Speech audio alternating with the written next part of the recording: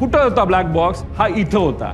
आता या black box म्हणजे विमानाच्या त्या बाजूला हा ब्लॅक बॉक्स जर इथं होता तर बॉडी कुठं जळली आहे?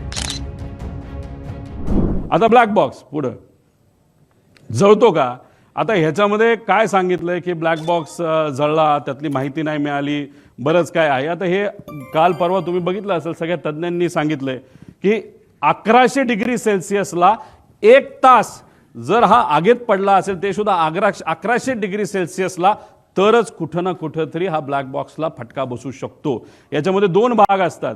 एक व्हॉइस, मागे घ्या, व्हॉइस रेकॉर्डिंग असतं ज्याला CVR म्हणतात, आणि FDR असतं. FDR म्हणजे जे आम्ही म्हणतोय त्याला काही गोष्टी बंद केल्या, मग त्याचं जे हाईट असेल, स्पीड असेल, ह्याचा सगळा डेटा असतो, तो त्याच्यामध्ये FDR मध्ये असतो.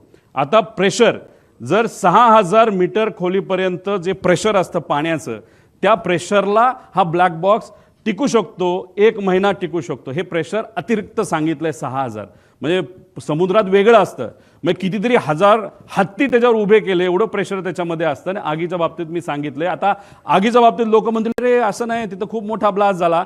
एक तुम्ही समजून घ्या, तिथं बरेचसे कागद हे न जळलेले तुम्हाला दिसले. त्याचं कारण असं, तो भपका जो स्फोटचा असतो तो काही सेकंदासाठीचा असतो आणि तो नंतर विझून जातो.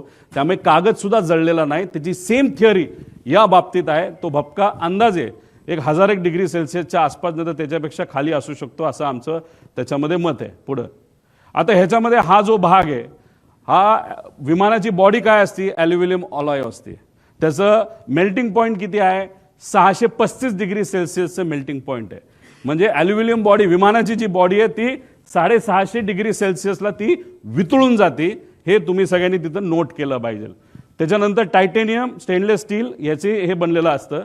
हा बाहेरचा भाग आहे, हा टायटॅनियम आहे. हा किती डिग्रीला मेल्ट होतो? 1670 डिग्रीला मेल्ट होतो. त्यानंतर हे थर्मल इन्सुलेशन आहे.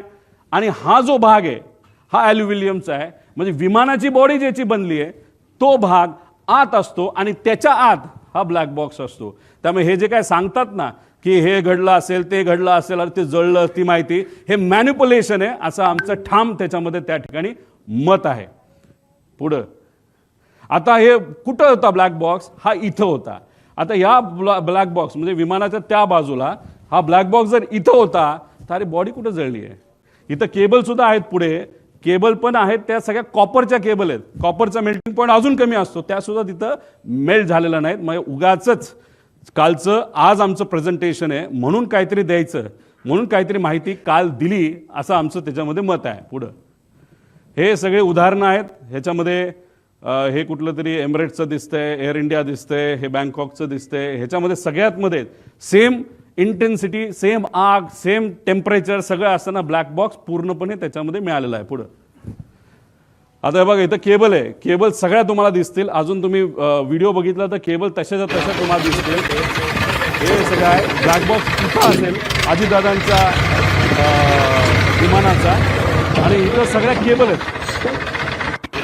आणि त्याच्या पुढच्या भागाला तिथं काय ठेवलं असेल तर 2 कॅन ठेवले असतील, असं आमचं मत आहे. ते शोधण्याची जरूरत आहे. 90 कोटी रुपये खर्च करून युनियन मिनिस्टर राम मोहन नायडू साहेबांनी काही महिन्यांपूर्वी एक लॅब इनॉग्रेट केली. आता एवढी हाय फंडू लॅब तुमच्याकडे असेल तर तुम्हाला बाहेर पाठवण्याचं काय कारण?